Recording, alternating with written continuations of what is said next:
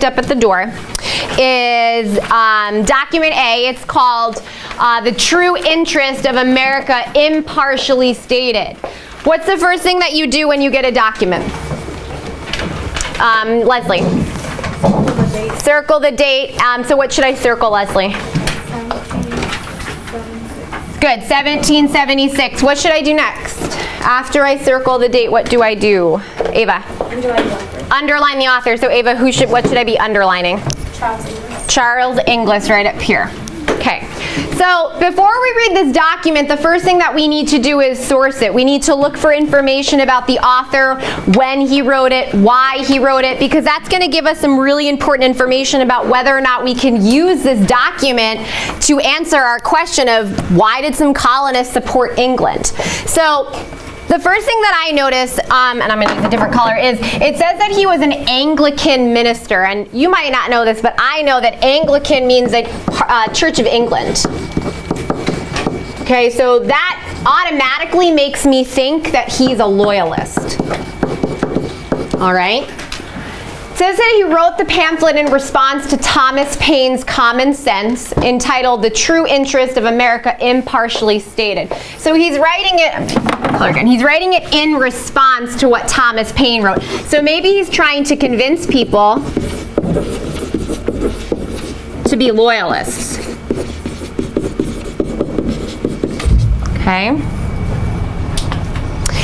And the other thing that I noticed, and I think this is kind of funny, is he says it's impartially stated, and I'm really questioning that. I doubt that he's being impartial, because I already know that he's a loyalist, so I already know that he has some type of bias, and he's writing it in response to what somebody said. So I think that he's probably going to be kind of slanting his position towards the loyalist and remaining loyal to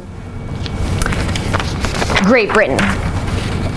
The other thing that I want to point out is this date here. He wrote it in 1776. He's writing, do you think this is being written before or after the Declaration of Independence is signed? Before. So that kind of also makes me think that he might be trying to convince some people that independence is not a good idea.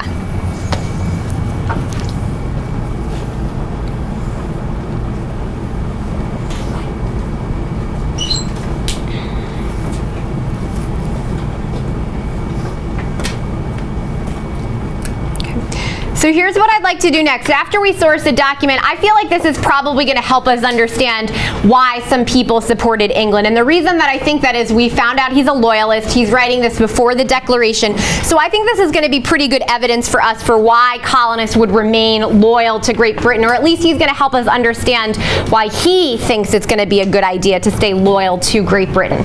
So I want to read through this document, and what I want you guys to do is I want you to grab your highlighter, have your pencil nearby. You should have your annotation guide out as well. I'm going to read through this document, and while I read through this document, I want you to do two things. Number one, I want you to annotate it. And number two, I want you to highlight any evidence that you find that tells us why colonists were supporting England. So anytime you see a reason that explains why we should remain loyal to Great Britain, I want you to highlight that. Does everyone understand what you should do? Did somebody say no?